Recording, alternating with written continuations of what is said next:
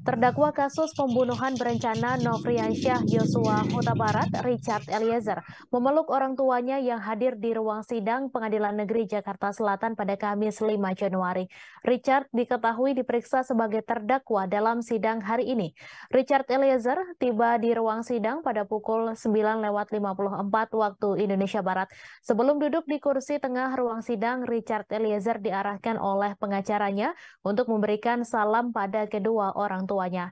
Kedua orang tua Richard Eliezer, Sundak Yunus Lumiu, dan Rineke Alma Pudiang rupanya hadir di ruang sidang. Momen haru kemudian terjadi saat Richard Eliezer memeluk ayah dan ibunya secara bergantian. Terlihat ibu Richard, Rineke, juga beberapa kali mencium pipi anaknya dan menyeka matanya. Diketahui Richard Eliezer Pudiang Lumiu atau Baradae menjalani pemeriksaan sebagai terdakwa dalam kasus pembunuhan berencana terhadap Brigadir Yosua hari ini. Ketua Tim Penasehat Hukum Richard Eliezer, Roni Talapesi, mengatakan bahwa kliennya telah siap memberikan keterangan sebagai terdakwa dalam kasus ini.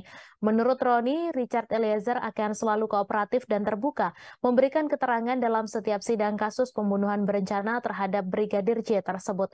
Apalagi Baradae berstatus Justice Kolaborator dari Lembaga Perlindungan Saksi dan Korban atau LPSK.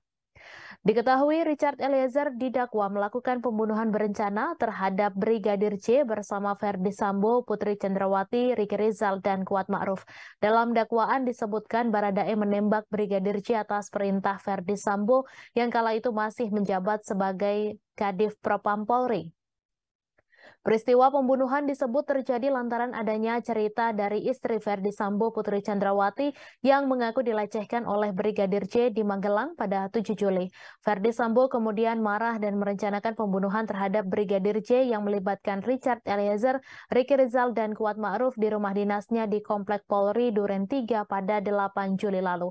Akibat perbuatannya, Ferdi Sambo, Putri Chandrawati, Richard Eliezer, Ricky Rizal, dan Kuat Ma'ruf didakwa melanggar pasal 340 KUHP, subsider pasal 338 KUHP, junto pasal 55 ayat 1 ke 1 KUHP.